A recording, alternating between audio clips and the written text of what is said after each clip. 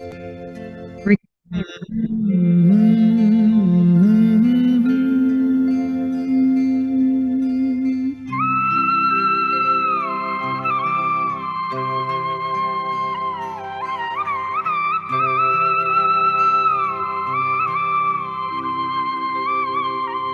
हम खुश नसीब कितने, प्रभु का मिला सहारा। हम खुश नसीब कितने, प्रभु का मिला सहारा। हम हो गए उसी के, हम हो गए उसी के, वो हो गया हमारा हमारा। हम खुश नसीब कितने, प्रभु का मिला सहारा। हम हो गए उसी के, हम हो गए उसी के, वो हो गया हमारा हमारा। हम खुश नसीब कितने, प्रभु का मिला सहारा।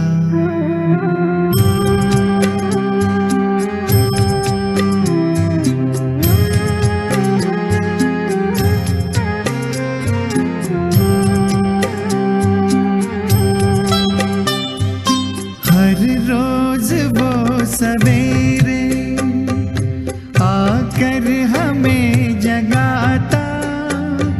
मेरे लाडलो उठो कहे, बड़े प्यार से उठाता। हर रोज वो सवेरे आकर हमें जगाता। मेरे लाडलो उठो कहे, बड़े प्यार से उठाता। क्या सोते जगते हर पल, देखूं वही नजारा। हम हो गए उसी के, हम हो गए उसी के, वो हो गया हमारा हमारा। हम खुश नसीब कितने, प्रभु का मिला सहारा।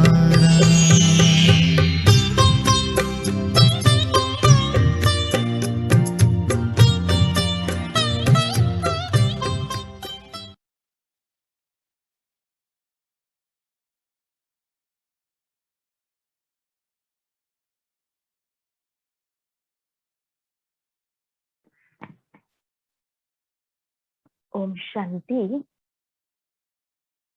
बाबा को गरीब निवाज कहते हैं। बाबा का वो स्वरूप आज की मुरली से हम अनुभव करते हैं। बाबा ने गरीब बच्चों को आकर के, गरीब भारत को आकर के साहूकार मालामाल बनाने का कार्य किया है और अभी भी कर रहे हैं। तो बाबा को कभी साहूकार निवाज नहीं कहा जाता, क्योंकि बाबा खास गरीब भारत को स्वर्ग बनाने, उसमें भी खास जो गरीब बच्चे हैं उन बच्चों को साहूकार बनाने के लिए ज्ञान वर्षा कर रहे हैं। और बाबा को पहचानते भी जल्दी है गरीब बच्चे, और बाबा के साथ योग युक्त हो जाते हैं। साहूकारों को उतना योग युक्त होना मुश्किल लगता होगा, ऐसे बाबा ने कहा, लेकिन गरीब बच्चे सहज ही निरंतर योगी बन सकते हैं। तो जो अब्जोपति हैं, करोड़पति हैं, उनके कंपैरिजन में बाबा ने कहा जो गरीब बच्चे हैं वो बहुत बहुत खुश नसीब हैं। बच्चों के भाग्य के आज बाबा गीत गाते हैं। मुरली का सार है, मीठे बच्चे यह दुनिया कब्रिस्तान होने वाली है, इसलिए इससे दिल नहीं लगाओ, परिस्तान को याद करो। बाबा ने कहा ये दुनिया कब्रिस्तान होने वाली है, ये दुनिया विनाश होने वाली है, इसलिए इससे दिल नहीं लगाओ, अपने नई दुनिया को याद करो।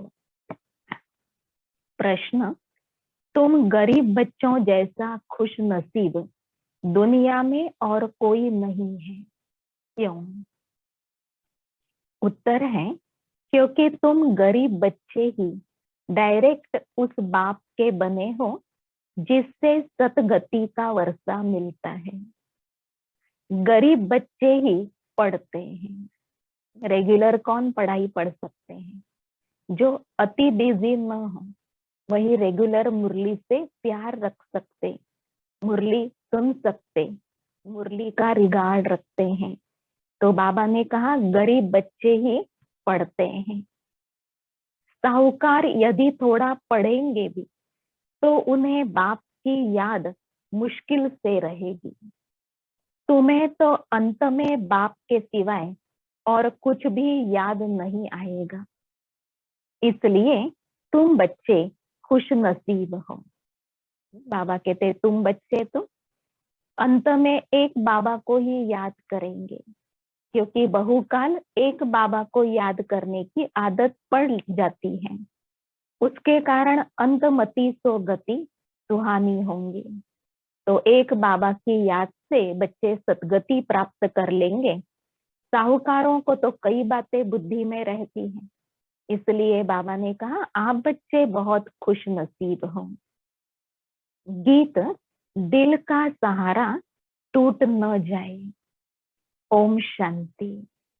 बच्चों प्रति बाप समझा रहे हैं और बच्चे समझ रहे हैं बरोबर अब यह जमाना कब्रिस्तान बनने वाला है। पहले यह जमाना परिस्तान था, अब पुराना हो गया है, इसलिए इनको कब्रिस्तान कहते हैं। सबको कब्र दाखिल होना है। ये कड़े शब्द हैं। ये सारी पुरानी दुनिया इस समय पर कब्रिस्तान है, क्योंकि सब देह अभिमान की कब्र में सोए हुए हैं और कब्र दाखिल होना है। बाबा कहते सारी दुनिया को विनाश होना है। पुरानी चीज कब्र दाखिल होती है, अर्थात मिट्टी में मिल जाती है। यह भी सिर्फ तुम बच्चे ही जानते हो, दुनिया नहीं जानती। हर चीज सतो रजो तमो होती है, पुरानी हो जाती है और फिर मिट्टी में मिल जाती, समाप्त होनी है। बाबा ने कहा ये बात भी सिर्फ आप बच्चे ही जानते हो, दुनिया नहीं जानती। कुछ विलायत वालों को मालूम होता है कि कब्र दाखिल होने का समय दिखता है। तुम बच्चे भी जानते हो परिस्थान स्थापन करने वाला हमारा बाबा फिर से आया हुआ है। बच्चे यह भी समझते हैं अगर इस कब्रिस्तान से दिल लगाई तो घाटा पड़ जाएगा। अभी तुम बेहद के बाप से बेहद सुख का वर्षा ले रहे हो, तो भी कल्प पहले मुआफिक। कल्प पहले भी बाबा से बेहद सुख का वर्षा लिया था, वैसे ही अभी भी पुरुषार्थ करके पूरा वर्षा ले रहे हैं। तो बाबा ने कहा दुनिया कब्र दाखिल होने के पहले इससे ममत्व मिटाओ। अगर कब्रिस्तान से दिल लगाई तो पुरुषार्थ में घाटा पड़ जाएगा। पुरुषार्थ करने के समय पुरानी दुनिया के वस्तु व्यक्ति वैभव याद आते रहेंगे, तो कमाई में तो घाटा हो जाएगा ना। यह तुम बच्चों की बुद्धि में हर कदम रहना चाहिए। तो यही मन मना भव है। क्या स्मृति रहे कि बेहद के बाप से हम कल्प पहले जैसा सुख का वर्षा ले रहे हैं। कल्प पहले भी हमने लिया था, अभी भी पूरा सुख का वर्षा बाबा हमें दे रहे हैं। बाबा ने कहा ये भी हर कदम आप बच्चों को स्मृति रहे, तो ये भी निरंतर योग हो गया, मन मनाभव हो गया। बाप की याद में रहने से ही परिस्तानी बनेंगे। भारत परिस्तान था और खंड परिस्तान नहीं बनते। यह है माया रावण का पॉम्प, यह थोड़ा समय चलने वाला है। यह है झूठा शो, झूठी माया झूठी काया है ना, यह पिछाड़ी का भपका है। बाबा कहते इस समय जो दिखाई दे रहा है भपका, ये माया का पॉम्प है, और ये पिछाड़ी में ज्यादा ही भपका होकर के फिर अंत होगा।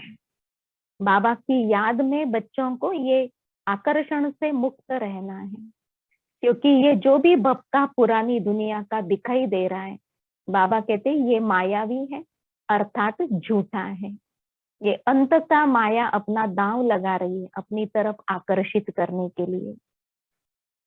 इनको देखकर समझते हैं स्वर्ग तो अभी है, पहले नरक था। अभी जो माया का पॉम्प चल रहा है, ये देख करके लोग कहते कि साइंस के साधनों से इतने काम हो रहे हैं, तो स्वर्ग तो अभी है। इससे पहले साइंस के साधन नहीं थे, तो सब काम में मेहनत करनी पड़ती थी, तो वो नर्क था। ऐसे समझते हैं, बड़े बड़े मकान बनाते रहते हैं। यह 100 वर्ष का शो है। टेलीफोन, बिजली, एरोप्लेन आदि, यह सब 100 वर्ष के अंदर बनते हैं। साइंस के साधन निकले और रिफाइंड होते गए। टेलीफोन, बिजली, एरोप्लेन और कितने बड़े बड़े मकान, ऊंची ऊंची बिल्डिंगें बनाते रहते हैं। तो बाबा ने कहा ये सब साइंस के साधन जो हैं, निर्माण होते, चीजें बनते 100 वर्ष के अंदर डेवलप हुआ है। कितना शो है, इसलिए समझते हैं स्वर्ग तो अभी है। दिल्ली पुरानी क्या थी, अभी नई दिल्ली कैसी अच्छी बनी है। नाम ही रखा है न्यू दिल्ली। बापूजी चाहते थे नई दुनिया राम राज्य हो, परिस्तान हो। यह तो टेम्पररी पॉम्प है। कितने बड़े बड़े मकान, फाउंटेन आदि बनाते हैं, इनको आर्टिफिशियल स्वर्ग कहा जाता है। बाबा कहते हैं इतने बड़े बड़े मकान और साइंस के साधन बनाते रहते हैं, फाउंटेन सुंदर बनाते हैं, इसको क्या कहेंगे, आर्टिफिशियल स्वर्ग। तुम जानते हो इनका नाम कोई स्वर्ग नहीं है, इनका नाम नर्क है। भले इतने बड़े बड़े मकान बन रहे हैं और साइंस के सुख सुविधाओं के साधन हैं, और भी उसमें रिसर्च होता जा रहा है ताकि मनुष्य को हर काम सहज हो, फिर भी बाबा कहते कि इस दुनिया का नाम नरक ही है। इनका नाम कोई स्वर्ग नहीं है, इनका नाम नरक है। नरक का भी एक शो है। यह है अल्पकाल का शो, यह अभी गया की गया। अब बाप बच्चों को कहते, एक तो शांति धाम को याद करो। सब मनुष्य मात्र शांति को ढूंढते रहते हैं, कहाँ से शांति मिलेगी। अब ये सवाल तो सारी दुनिया का है कि दुनिया में शांति कैसे हो। किसी का इंडिविजुअल प्रश्न नहीं है। बाबा कहते ये सवाल तो सारी दुनिया का है कि सारी दुनिया में शांति कैसे हो। तो शांति ढूंढते रहते हैं, और बाबा ने बच्चों को शांति धाम का परिचय कराया कि आप शांति धाम को अब याद करो, वहां की शांति को यहाँ बैठे अनुभव करो। मनुष्यों को ये पता नहीं कि हम सब वास्तव में शांति धाम के रहने वाले हैं। हम आत्माएं शांति धाम में शांत रहती हैं। फिर यहाँ आती है पार्ट बजाने। तो भी तुम बच्चों को मालूम है, अभी पुरुषार्थ कर रहे हो सुख धाम जाने वाया शांति धाम। तो भी तुम बच्चों को मालूम है, अभी तुम पुरुषार्थ कर रहे हो, हर एक की बुद्धि में है कि हम आत्माएं अभी जाएंगी अपने घर शांति धाम। यहाँ तो शांति की बात हो नहीं सकती। कर्म क्षेत्र पर आत्मा को कर्मेंद्रियां मिली हुई है, तो कर्म तो करना ही है। इसलिए बाबा ने कहा कि परम धाम वाली शांति यहाँ नहीं मिल सकती। फिर भी सभी शांति ढूंढते रहते, शांति मांगते रहते हैं। तो बाबा ने कहा कि अशांति से कुछ समय बेचैनी से रिलैक्स हो सकते हैं, लेकिन शांति धाम वाली शांति तो यहाँ हो न सके, और कर्म छोड़ नहीं सकते हैं, कर्म तो करना ही है। इसलिए आत्मा को वो आराम जो परम धाम में मिलता है वो खींचता रहता है कि हमें शांति चाहिए। यह है ही दुख धाम। सतयुग पावन दुनिया, कलयुग है पतित दुनिया। इन बातों की समझ अभी तुम बच्चों को आई है। दुनिया वाले तो कुछ भी नहीं जानते। तुम्हारी बुद्धि में आया है बेहद का बाप हमको सृष्टि के आदि मध्य अंत का राज समझाते हैं। फिर कैसे धर्म स्थापक आकर धर्म स्थापन करते हैं। अब सृष्टि में कितने अथाह मनुष्य हैं। बाबा ने सृष्टि के आदि मध्य अंत का राज सुनाया, कैसे धर्म स्थापक आकर के अपना धर्म स्थापन करते। कितने साल पहले कौन सा धर्म स्थापक आया और अपना कार्य किया, ये बाबा ने समझाया। 5000 साल पहले शिव बाबा आए, उन्होंने आदि सनातन देवी देवता धर्म स्थापन किया। फिर द्वापर से लेकर के गौतम बुद्ध, इब्राहिम की आत्मा, यीशु क्राइस्ट और शंकराचार्य, ये आकर के अपने मुख्य मुख्य धर्म स्थापन कर लेते हैं। फिर कलयुग में भी अनेक छोटे छोटे धर्म स्थापन हो जाते हैं। तो बाबा ने कल्प वृक्ष के चित्र के द्वारा धर्मों की रचना कैसे होती है वो समझाया है। अब सृष्टि में कितने अथाह मनुष्य हैं। भारत में भी बहुत हैं। भारत जब स्वर्ग था तब बहुत साहूकार थे और कोई धर्म नहीं था। तुम बच्चों को रोज रिफ्रेश किया जाता है, बाप और वर्षे को याद करो। भक्ति मार्ग में भी यह चला आता है, हमेशा अंगुली दिखाते हैं, परमात्मा को याद करो। भक्ति मार्ग में भी परमात्मा को याद करने का बहुत महत्व है, उनका नाम स्मरण करने का, उनको प्रणाम करने का, उनके सानिध्य में रहने का बहुत महत्व बनाया हुआ है। अभी ज्ञान मार्ग में भी बाबा कहते बच्चे बाप को याद करो, क्योंकि इस याद से ही आत्मा के विकर्म विनाश होते हैं। ये याद ही कमाल करेगी, ये आत्मा को शक्तिशाली बनाएगी। इसलिए ज्ञान मार्ग में भी बाबा को याद करने का बहुत महत्व है।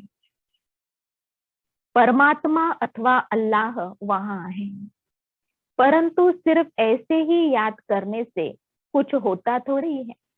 उनको यह पता नहीं कि याद से क्या फायदा होगा, उनके साथ हमारा क्या संबंध है, जानते ही नहीं।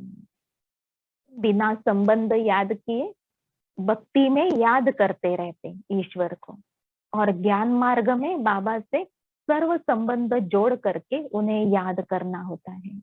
तो सर्व संबंधों का रस, सर्व संबंधों के द्वारा प्राप्ति बाबा बच्चों को कराते हैं। दुख के समय पुकारते हैं, हे राम। आत्मा याद करती है, परंतु उनको ये पता नहीं है कि सुख शांति किसको कहा जाता है। तुम्हारी बुद्धि में आता है कि हम सब एक बाप की संतान हैं, तो फिर दुख क्यों होना चाहिए। बेहद के बाप से सदा सुख का वर्षा मिलना चाहिए। कहते हैं हम सब एक ईश्वर की संतान हैं, तो फिर दुख क्यों होना चाहिए। बाबा ने कहा अगर एक के बच्चे हैं और सुख के सागर के बच्चे हैं तो सुख का वर्षा तो पास में होना चाहिए। यह भी चित्र में क्लियर है। भगवान है ही स्वर्ग की स्थापना करने वाला, हेवनली गॉड फादर। वह आते भी हैं भारत में, परंतु यह कोई समझते नहीं। देवी देवता धर्म की स्थापना जरूर संगम पर ही होगी। सतयुग में कैसे होगी, परंतु ये बातें दूसरे धर्म वाले नहीं जानते। यह तो बाप ही नॉलेजफुल है, समझाते हैं। आदि सनातन देवी देवता धर्म कैसे स्थापन हुआ। बाबा का स्थापना का कर्तव्य अभी हम देख रहे हैं। बाबा कैसे परकाया प्रवेशता से शुरू से लेकर के बच्चों को मनुष्य से देवता बनाने का कार्य कर रहे हैं। सारी सृष्टि में जो देव आत्माएं हैं उनको ढूंढ करके अपना बना रहे हैं, वर्षा दे रहे हैं। उनके लिए नई दुनिया की स्थापना का जो कार्य करना है, रचना का कार्य करना है, वो टचिंग साइंटिस्ट आत्माओं को देते, सारी रचना की व्यवस्था कर रहे हैं। तो बाबा कैसे देवी देवता धर्म स्थापन करते? बाबा ने कहा ये तुम बच्चे जानते हो, दुनिया में कोई नहीं जानते। सतयुग की आयु लाखों वर्ष कहने से बहुत दूर कर देते हैं। तुम बच्चों को चित्रों पर ही समझाना है। भारत में इन लक्ष्मी नारायण का राज्य था, इन्होंने कैसे और कब राज्य पाया यह नहीं जानते, सिर्फ कहते हैं यह सतयुग के मालिक थे। उनके आगे जाकर भीख मांगते हैं तो अल्पकाल के लिए कुछ न कुछ मिल जाता है। देवी देवताओं के मूर्तियों के आगे जाके कुछ न कुछ मांगते हैं, बहुत भावना और श्रद्धा रखते हैं, तो बाबा ने कहा जरूर फिर अल्पकाल का फल मिल जाता है। कोई दान पुण्य करते, उनको भी अल्पकाल के लिए फल मिल जाता है। गरीब पंचायत के मुखी को भी इतनी ही खुशी रहती है जितनी साहूकार मुखी को। गरीब भी अपने को सुखी समझते हैं। बॉम्बे में देखो गरीब लोग कैसे कैसे स्थानों पर रहते हैं। तुम बच्चे तो अभी समझते हो, भल करोड़पति हैं परंतु कितने दुखी हैं। तुम कहेंगे हमारे जैसा खुश नसीब और कोई नहीं, हम डायरेक्ट बाप के बने हैं जिससे सदगति का वर्षा मिलता है। बच्चे कहेंगे कि हम भले दुनिया के दृष्टि से गरीब हैं, लेकिन हमारे जैसा खुश नसीब और कोई नहीं, क्योंकि हम डायरेक्ट बाबा के बच्चे बने हैं। हम बाबा से वर्षा ले रहे हैं, हम बाबा से योग लगाते हैं। हमारा योग लगता है क्योंकि हमारे पास अनेक गोरख धंधे नहीं है और हमारे संकल्प चीज वस्तुओं की तरफ ममत्व से नहीं जाते हैं, क्योंकि हमको वो तरफ मोह नहीं है, अटैचमेंट नहीं है, मेरा मेरा नहीं है। तो जो समझते हम गरीब हैं, बाबा के बने हैं, तो बाबा ने कहा तुम्हारे जैसा खुश नसीब और कोई नहीं, क्योंकि तुम बाबा से पढ़ाई पढ़ सकते हो, तुम बाबा से योग द्वारा वर्षा ले रहे हो। और जो दुनियावी दृष्टि से साहूकार हैं, जिनके अनेक गोरख धंधे हैं, वो योग युक्त नहीं रह सकते, न पढ़ाई के लिए रुचि रखते हैं, क्योंकि उनकी रुचि तो भौतिक वस्तुओं के लिए ही होती है। बड़े बड़े आदमी कभी ऊंच पद पा न सके, जो गरीब है वह साहूकार बन जाते हैं। संगम पर जो गरीब हैं वो बाबा की सेवा में अपनी पाई पाई भी लगा रहे हैं, और ये सेवा करने की बुद्धि भी बाबा के गरीब साधारण बच्चों को मिलती है। उनका मन चलता रहता है कि हम बाबा की सेवा में अपनी पूंजी लगाएं। तो बाबा ने कहा ऐसे बच्चे जन्म जन्मांतर के लिए साहूकार बन जाते, और जो दुनियावी दृष्टि से साहूकार हैं तो उनको तो अपने धन का नशा होता है, कई बार अपने प्रतिष्ठा का नशा होता है। उसके कारण वो इस सत्य ज्ञान को समझ नहीं पाते और अपना भविष्य बनाने के लिए बाबा के यज्ञ में कुछ सफल करे, ये भी सबके भाग्य में नहीं होता है। पढ़ते तुम हो वह तो अनपढ़ है, करके थोड़ा पढ़ेंगे भी तो भी बाप की याद में नहीं रह सकते। बाबा ने कहा तुम बच्चे पढ़ते हो बाबा से, और जो साहूकार हैं मुरली के लिए प्रीत नहीं रख पाते, टाइम नहीं निकाल पाते, तो वो क्या हो गए, अनपढ़ हो गए। ईश्वरीय पढ़ाई से वो अनपढ़ हैं। तो बाबा ने कहा उनमें से कोई संदेश पाने के कारण नई दुनिया में आएंगे भी तो भी वो ऊंच पद पा नहीं सकते। जो गरीब हैं वह साहूकार बन जाते, पढ़ते तुम हो, वह तो अनपढ़ है, करके थोड़ा पढ़ेंगे भी तो भी बाप की याद में रह नहीं सकते। अंत में तुमको सिवाय एक बाप के और कुछ भी याद नहीं रहना है। बच्चों के पुरुषार्थ का ये लक्ष्य है कि अंत में एक शिव बाबा के सिवाय दूसरा कोई भी याद न आए। एक बाबा अंत में स्मृति में हो तो अंतमति सो गति सुहानी होंगी।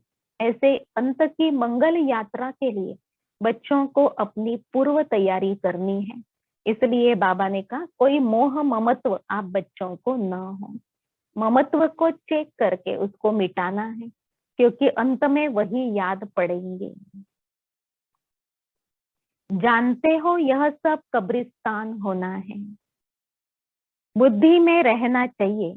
यह जो हम धंधा आदि करते हैं थोड़े समय के लिए, जो भी कर्म क्षेत्र पर कर्मेंद्रियों के द्वारा करना है, शरीर निर्वाह अर्थ, वो थोड़े समय के लिए है, टेम्पररी है, ये समझना है। धनवान लोग धर्मशालाएं आदि बनाते हैं, वह कोई धंधे के लिए नहीं बनाते हैं। ऐसे नहीं व्यापारी लोग आकर व्यापार करें। धर्मशाला तीर्थ स्थानों पर बनाई जाती है। अब तुम्हारा सेंटर बड़े से बड़ा तीर्थ है। तुम्हारे सेंटर्स जहां तहां हैं वे बड़े से बड़े तीर्थ हैं, जहां से मनुष्य को सुख शांति मिलती है। तुम्हारी यह गीता पाठशाला बड़ी है, यह सोर्स ऑफ इनकम है, इससे तुम्हारी बहुत आमदनी होती है। बाबा ने कहा आपके सेंटर्स जो हैं इनको गीता पाठशाला कह सकते हैं, इनको तीर्थ स्थान कह सकते हैं, जिसके द्वारा मनुष्य आत्माएं बाबा से वर्षा लेते हैं, बाबा से सच्चा ज्ञान प्राप्त कर रहे हैं। तो बाबा ने कहा इस स्थान से तुम्हारी बहुत बहुत आमदनी होती है, क्योंकि ज्ञान रतन मिलते हैं। एक एक ज्ञान रतन अनेक करोड़ों रुपए की कमाई का है। तुम बच्चों के लिए यह भी धर्मशाला है, बड़े से बड़ा तीर्थ है। तुम बेहद के बाप से बेहद का वर्षा लेते हो। इनसे इन जैसा बड़े से बड़ा तीर्थ कोई होता नहीं। बाबा कहते सेंटर्स माना तीर्थ स्थान है। जैसे वो तीर्थ स्थान होते हैं वहां पास में धर्मशाला भी बना लेते, और धर्मशाला पुण्य कमाने के लिए बनाई जाती है। ऐसे नहीं कि वहां रह करके कोई व्यापार करे, नहीं, लेकिन वो धर्मादास स्थान है। ऐसे बाबा के सेंटर्स भी बहुत पुण्य स्थान है, जहां पर आत्माएं बाबा से प्राप्तियां करती हैं, योग लगाते हैं। तो बाबा ने कहा ये स्थान भी बहुत पवित्र स्थान है, जिससे आप बच्चे पूरा पूरा वर्षा लेते हो, आपकी जन्म जन्मांतर की कमाई होती है। उन तीर्थों पर जाने से तो तुमको कुछ मिलता नहीं है, यह भी तुम समझते हो। भक्त लोग बड़े प्रेम से मंदिर आदि में चरणामृत लेते हैं, समझते हैं उनसे हमारा हृदय पवित्र हो जाएगा, परंतु वह तो पानी है। यहाँ तो बाप कहते मुझे याद करो तो वर्षा मिलेगा। बाबा कहते चरणामृत का कितना महत्व बना दिया है। मूर्ति को धोते हैं और वो पानी चरणामृत कह करके बांटते हैं। बाबा ने कहा उससे मन शुद्ध हो जाएगा, ऐसे समझकर भावना से पीते हैं। फिर भी बाबा ने कहा वो तो पानी है। मन शुद्ध होने के लिए, मन मंदिर बनने के लिए बाबा को याद करो। अभी बेहद के बाप से तुमको अविनाशी ज्ञान रत्नों का खजाना मिलता है। अक्सर करके शंकर के पास जाते हैं, समझते हैं अमरनाथ ने पार्वती को कथा सुनाई, तब कहते हैं भर दे झोली। तुम अविनाशी ज्ञान रत्नों से झोली भरते हो। बाबा ने कहा वो शंकर के आगे झोली भरने कहते, और आप बच्चे शिव बाबा से अविनाशी ज्ञान रत्नों से अपनी झोली भरते हो। बाकी अमरनाथ कोई एक को थोड़े ही बैठकर कथा सुनाएगा, जरूर बहुत होंगे, और वो भी मृत्यु लोक में ही होंगे। सूक्ष्म वतन में तो कथा सुनाने की दरकार ही नहीं। बाबा कहते हैं सूक्ष्म वतन में कथा सुनाने की दरकार नहीं, जहाँ फरिश्ते होते हैं, जहाँ सारे आकारी शरीरधारी हैं, वहां पर अमर कथा सुनाने की क्या दरकार पड़ी। तो एक पार्वती नहीं, लेकिन अनेक आत्मा रूपी पार्वतियां हैं जो ये अमर कथा रोज सुन रहे हैं और बाबा से अमर भव का वरदान लेते हैं, अर्थात मृत्यु के भय से आत्मा छूट जाती है। सूक्ष्म वतन में तो कथा सुनाने की दरकार ही नहीं, अनेक तीर्थ बनाए हैं, साधु संत महात्मा आदि ढेर जाते हैं, अमरनाथ पर लाखों आदमी जाते हैं, कुंभ के मेले पर गंगा स्नान करने सबसे जास्ती जाते हैं, समझते हैं हम पावन बनेंगे। वास्तव में कुंभ का मेला यह है, जहाँ सागर और नदी आपस में मिलती है, उस स्थान पर कुंभ मेला लगता है और लोग वहां डुबकी लगाने जाते हैं। तो बाबा ने कहा वास्तव में कुंभ मेला आप ज्ञान नदियां और ज्ञान सागर जहाँ मिलते हैं। तो मधुबन में जब बच्चों का बाबा से मिलने का कार्यक्रम होता है, वो है सच्चा सच्चा कुंभ मेला, जहाँ सागर बाबा नदियों रूपी बच्चों से मिलन मनाते हैं और बच्चे उस समय ज्ञान की डुबकी लगाते, बाबा से ज्ञान स्नान करते हैं। तो इस स्नान से आत्मा पावन बनती है, बाकी स्थूल पानी के स्नान से आत्मा पावन कैसे बनेगी। वह मेले तो जन्म जन्मांतर करते आए, अब बाप कहते इससे वापिस कोई भी अपने घर जा नहीं सकते, क्योंकि जब आत्मा पवित्र बने तब जा सके, परंतु अपवित्र होने के कारण सबके पंख टूटे हुए हैं। आत्मा को पंख मिले हैं, योग में रहने से आत्मा सबसे तीखी उड़ती है। बाबा ने कहा योग युक्त रहो तो आप आत्मा को उड़ती कला के पंख लगते हैं, और योग में रहने से आत्मा सबसे तीखी उड़ती है। कोई का हिसाब किताब लंदन में, अमेरिका में होगा तो झट उड़ेंगे, वहां सेकंड में पहुंच जाते हैं, लेकिन मुक्ति धाम में तो तब जाएंगे जब कर्मातीत हो, तब तक यहाँ ही जन्म मरण में आते रहेंगे। मुक्ति धाम में कोई आत्मा अभी उड़ करके पहुंच नहीं सकती, मन बुद्धि के द्वारा वहां की अनुभूति हम करते हैं। जब कर्मातीत बनेंगे, जब ये ड्रामा पूरा होगा, बाबा सभी आत्माओं को ले जाएंगे, तब आत्माएं जाएंगी, बाकी तब तक यहाँ ही जन्म मरण के चक्र में आते रहेंगे। बाबा ने कहा आत्मा इतनी तीखी रॉकेट है कि अगर हिसाब किताब विदेश में है तो उसको यहाँ से वहां तक जाने के लिए कितना समय लगेगा, तो 1 सेकंड में पहुंच जाती है। आत्मा को कहाँ का कहाँ पहुंचने में देरी नहीं लगती है। मनुष्य ये बातें समझते नहीं है। तुम बच्चों की बुद्धि में आता है कि नई दुनिया में जरूर थोड़ी आत्माएं होंगी और वहां बहुत सुखी होंगी। नई दुनिया में जरूर थोड़ी आत्माएं होंगी और वहां बहुत सुखी होंगी। केवल 9 लाख होंगे शुरुआत में, फिर वो जनसंख्या बढ़ते बढ़ते त्रेता अंत तक 33 कोटि हो जाएंगी। वही आत्माएं अब 84 जन्म भोग कर बहुत दुखी हुई हैं। तुमको सारे चक्र का अब मालूम पड़ गया है, तुम्हारी बुद्धि चलती है और कोई मनुष्य मात्र की बुद्धि नहीं चलती। सारे सृष्टि चक्र का बच्चों को अब मालूम पड़ गया, आदि मध्य अंत कैसे होता है। बाबा ने कहा तुम्हारी बुद्धि अब चलती है, धर्म स्थापक कैसे धर्म स्थापन करते फिर कब वापस ऐसे ही उनका पाठ चलेगा? बच्चों का मनन चिंतन चलता है। बाबा ने कहा और किसी की बुद्धि ऐसी नहीं चलती। प्रजापिता ब्रह्मा भी गाया हुआ है, कल्प पहले भी तुम ऐसे ही ब्रह्मा कुमार ब्रह्मा कुमारी बने थे। तुम जानते हो कि हम प्रजापिता ब्रह्मा के बच्चे हैं। हमारे द्वारा बाबा स्वर्ग की स्थापना करा रहे हैं। जब नंबरवार पुरुषार्थ अनुसार लायक बन जाएंगे तो फिर पुरानी दुनिया का विनाश होगा। त्रिमूर्ति भी यहाँ ही गाया हुआ है। त्रिमूर्ति का चित्र भी रखते हैं, उसमें शिव को दिखाते नहीं है।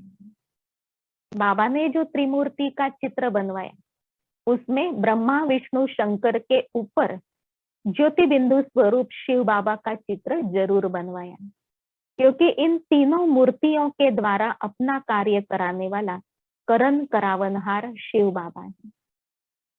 भक्ति में त्रिमूर्ति बनाते लेकिन उसमें शिव बाबा नहीं दिखाते, तो बाबा कहते वो तो जैसे अधूरा चित्र हो गए, जैसे चित्र का गला ही काट दिया।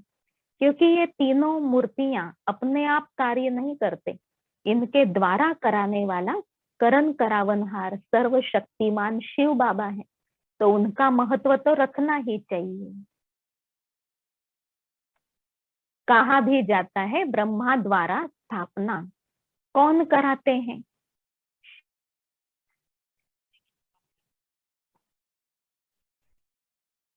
अभी तुम पार्ट बजा रहे हो, लायक बन रहे हो देवता बनने के लिए, कल्प के बाद फिर बजाएंगे। जो पार्ट अभी बजा रहे हैं, लायक बन रहे हैं, देवता बन रहे हैं, तो ये पार्ट पुरुषार्थ का कल्प के बाद फिर से बजाएंगे। तुम पवित्र बनते हो। कहते हो बाबा का फरमान है, काम रूपी शत्रु को जीतो, मामे कम याद करो। बहुत ही सहज है। भक्ति मार्ग में तुम बच्चों ने बहुत दुख देखे हैं, करके थोड़ा सुख है तो भी अल्पकाल के लिए। भक्ति में साक्षात्कार होता है तो भी अल्पकाल के लिए तुम्हारी आश पूरी होती है। यह साक्षात्कार होता है, वह भी मैं कराता हूँ। भक्ति में जो भी साक्षात्कार होते, ज्ञान मार्ग में साक्षात्कार होते, तो कराने वाला स्वयं शिव बाबा है। ड्रामा में नूंद है, जो पास हुआ second by second drama shoot किया हुआ है। ऐसे नहीं कहते हैं अब शूट हुआ, नहीं, यह तो अनादि बना बनाया ड्रामा है। बाबा ने कहा बना बनाया ड्रामा है, शूटिंग कब से हो चुकी है, वही रिपीट होता रहता है कल्प कल्प। जितने भी एक्टर्स हैं सबका पार्ट अविनाशी है, मोक्ष को कोई नहीं पाते। सन्यासी लोग कहते हम लीन हो जाते हैं, बाप समझाते तुम अविनाशी आत्मा हो। आत्मा बिंदी है, इतनी छोटी सी बिंदी में 84 जन्मों का पार्ट नूंदा हुआ है। यह चक्र फिरता ही रहता है। जो पहले पहले पार्ट बजाने आते हैं वही 84 जन्म लेते हैं, सब तो ले न सके। बाबा ने आज ड्रामा के पार्ट के बारे में बहुत डिटेल में ज्ञान स्मृति में दिलाया है। बाबा ने कहा बना बनाया ड्रामा है, कल्प पहले वाला आपका पुरुषार्थ चल रहा है। कल्प पहले भी आपने पूरा वर्षा लिया था, अभी भी ले रहे हो। और जो भी आत्माएं पहले पहले पार्ट बजाने आते हैं उनके पूरे 84 जन्म हैं, तो आप अपने लिए ये सोचो कि मुझ आत्मा ने पूरे 84 जन्म लिए हैं। इस सृष्टि चक्र में शुरू से लेकर के हम यहाँ पार्ट बजा रहे, माना ही हम आत्मा पूर्वज हैं, हम यहाँ पर पुराने हैं। धरती पर हम शुरू से लेकर के पार्ट बजाते, माना हम आत्मा आधार मूर्त हैं। तुम्हारे सिवाय और कोई की बुद्धि में ये नॉलेज नहीं है। ज्ञान का सागर एक ही बाप है। तुम जानते हो हम बाप से वर्षा ले रहे हैं। बाप हमको पतित से पावन बनाते हैं। सुख और शांति का वर्षा देते हैं। सतयुग में दुख का नाम निशान नहीं होता। बाप कहते आयुष्यवान भव, धनवान भव। निवृत्ति मार्ग वाले ऐसी आशीर्वाद कर न सके। बाबा आशीर्वाद करते आयुष्यवान भव, धनवान भव। बाबा कहते निवृत्ति मार्ग वाले ऐसी आशीर्वाद कर नहीं सकते। बाबा बच्चों को 150 वर्ष की आयु वाला बनाते, जन्म जन्मांतर के लिए धनवान भी बना देते। तुम बच्चों को बाप से वर्षा मिल रहा है। सतयुग त्रेता है सुखधाम, फिर दुख कैसे होता है यह भी कोई नहीं जानते। देवताएं वाम मार्ग में कैसे जाते हैं वह निशानियां हैं। जगन्नाथपुरी में देवताओं के चित्र ताज आदि पहने हुए दिखाते हैं, फिर गंदे चित्र भी बनाए हैं, इसलिए उनकी मूर्ति भी काली रखी है, जिससे सिद्ध होता है देवताएं वाम मार्ग में जाते हैं तो अंत में बिल्कुल पतित काले बन जाते हैं। पतित होने का यादगार जगन्नाथपुरी के मंदिर के मूर्तियों में बताया गया है कि देवताएं वाम मार्ग में जाते हैं तो देवताओं के वो ताज तख्त आदि भले दिखाते, रूप देवता दिखाते, लेकिन जो एक्टिविटी दिखाते हैं वो पतित पन्ने की दिखाई हुई है। अभी तुम जानते हो भारत कितना सुंदर था, फिर तमो प्रधान बनना ही है ड्रामा प्लान अनुसार। अभी संगम पर तुमको यह नॉलेज है, बाप है नॉलेजफुल, तुम्हारा एक ही बाप टीचर गुरु तीनों है। यह सदैव बुद्धि में रहे। शिव बाबा हमको नॉलेज पढ़ाते हैं। यह बेहद की पढ़ाई है जिससे तुम नॉलेजफुल बनते हो। तुम सब कुछ जानते हो। वह कहते सर्वव्यापी है, तुम कहते हो वह पतित पावन है। लोग कहते भगवान सर्वव्यापी है और बाबा के बच्चे बाबा का परिचय देते कि वो पतित पावन है, पतितों को पावन बनाने के लिए आया है। पतित दुनिया में, पतित शरीर में परकाया प्रवेश करके, तो बच्चों का ये ज्ञान सुनाना, बच्चों का औरों को बाबा का परिचय देना भक्ति मार्ग से बिल्कुल ही अलग है। बाबा ने कहा कितना रात दिन का फर्क है। भक्ति मार्ग वाले कहते जहां देखो वहां ईश्वर है, और बच्चे सुनाते वो पतित पावन है, पतित दुनिया को पावन बनाने के लिए आता है। उनका यादगार शिवरात्रि मनाते हैं।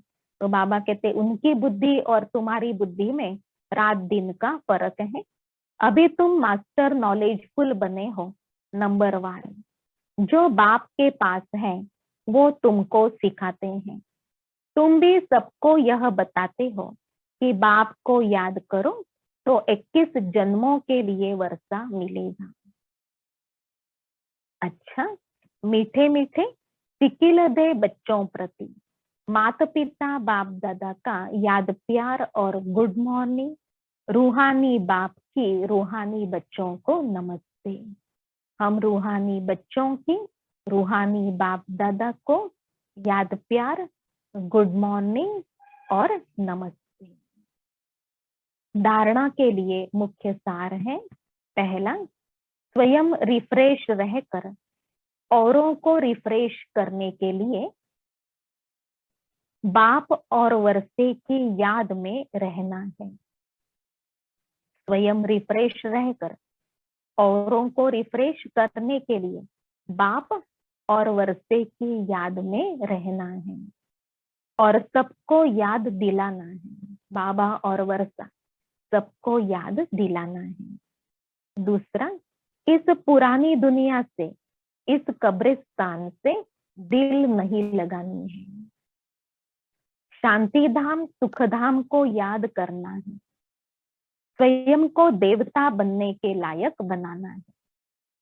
वरदान, नशे और निशाने की स्मृति से सर्व कर्मेंद्रियों को ऑर्डर प्रमाण चलाने वाले ताज तख्त नशीन भव। नशे और निशाने की स्मृति से सर्व कर्मेंद्रियों को ऑर्डर प्रमाण चलाने वाले, ताज व तख्त नशीन भव। संगम युग पर बाप दादा द्वारा सभी बच्चों को ताज और तख्त प्राप्त होता है। प्यूरिटी का भी ताज है तो जिम्मेवारियों का भी ताज है। डबल ताज कौन से हैं? तो एक तो प्यूरिटी का ताज ब्राह्मणों के पास है, दूसरा सेवा की जिम्मेवारियों का ताज है। अकाल तख्त भी है तो दिल तख्त नशीन भी हो। तख्त भी डबल है, एक तो आत्मा भ्रुकुटी रूपी सिंहासन पर विराजमान है, उसको अकाल तख्त कहते। दूसरा बाबा का दिल तख्त। बच्चे बाबा के बहुत प्यारे बच्चे हैं तो बाबा के दिल पर विराजमान है, इसलिए एक अकाल तख्त और दूसरा दिल तख्त ऐसे बच्चों के डबल तख्त हैं। जब ऐसे ताज और तख्त नशीन बनते हो तो नशा और निशाना स्वतः याद रहता है। फिर यह कर्मेंद्रियां जी हजूर करती हैं, नशा भी रहेगा और अपना लक्ष्य भी याद रहेगा। ये डबल ताज और डबल तख्त को याद करने से फिर हर कर्मेंद्रियां जी हजूर करेंगी। जो ताज व तख्त को छोड़ देते उनका ऑर्डर कोई भी कारोबारी नहीं मानते हैं। जो आत्मा राजा अपने ताज और तख्त को छोड़ देते तो उनकी इंद्रियां उनकी ऑर्डर नहीं मानती हैं, इसलिए ताजधारी और तख्तधारी होकर रहना है। स्लोगन, कमजोर संकल्प ही प्रसन्न चित्त बनने के बजाय प्रश्न चित्त बना देते हैं। कमजोर संकल्प ही प्रसन्न चित्त बनने के बजाय प्रश्न चित्त बना देते। आज मुरली की शुरुआत में बाबा ने कहा, बच्चे ये दुनिया कब्र दाखिल होनी है, इसलिए इस कब्रिस्तान से ममत्व मिटाओ और अपने परिस्तान को याद करो। फिर प्रश्न पूछा, आप गरीब बच्चे बहुत भाग्यशाली हो, वो कैसे? तो आप बच्चे बाबा से वर्षा ले रहे हो। बाबा ने कहा आप बाबा से बुद्धि योग जोड़ते हो, आप पढ़ाई के द्वारा कमाई करते हो। अगर साहूकार होते तो आपको भी लोग पढ़ाई पढ़ने नहीं देते, आपके पास इतना कारोबार ले आते कि आप बिल्कुल पढ़ाई पढ़ नहीं सकते, बाबा से वर्षा नहीं ले सकते थे, आपकी बुद्धि को वो लोग खींचते रहते थे। तो अभी तो आपके लिए सहज है कि आपके अनेक गोरख धंधे नहीं हैं, इसलिए आप बच्चे बाबा के साथ योग युक्त रह सकते हो, पढ़ाई के द्वारा सच्ची कमाई कर रहे हो और बाबा से पूरा पूरा वर्षा लेते हो। तो बाबा ने कहा कोई साहूकार अब जो पति अगर ज्ञान लेंगे परंतु पढ़ाई पूरी रीति नहीं पढ़ पाएंगे, इसलिए वो साहूकार से नई दुनिया में गरीब बन जाएंगे। और आप गरीब बच्चे पूरी रीति अपना पुरुषार्थ करते हो ज्ञान योग धारणा सेवा का, इसलिए आप जन्म जन्मांतर के लिए साहूकार बनते हो, बाबा से पूरा पूरा वर्षा लेते हो। गीत सुनाया दिल का सहारा टूट न जाए। बच्चे बाबा का दिल का सहारा है और बच्चे बाबा की स्मृति से अपने अंदर वो शक्ति अनुभव कर रहे हैं, तो उस शक्ति के कारण बच्चे बाबा से कभी बेमुख होना नहीं चाहते, क्योंकि जब तक स्मृति है तब तक शक्ति है। तो स्मृति आत्मा को इतना शक्तिशाली बना रही है कि बच्चे चाहते हैं हम बाबा से कभी भी बिछड़े नहीं, सदा बाबा और हम साथ साथ रहें। आज के वरदान को भी अनुभव करेंगे। आज का हमारा स्वमान भी है कि हम डबल ताजधारी हैं, डबल तख्तधारी आत्मा है, जिसके आधार से हमको अपना नशा निश्चय अपना लक्ष्य याद रहेगा और उसके कारण हम आत्मा अपने कर्मेंद्रियों के अधिकारी वारिस मालिक होकर के चलेंगे। कर्मेंद्रियां सदैव जी हाजुर जी हाँ जी कह करके आज्ञाएं मानती रहेंगी। ओम शांति।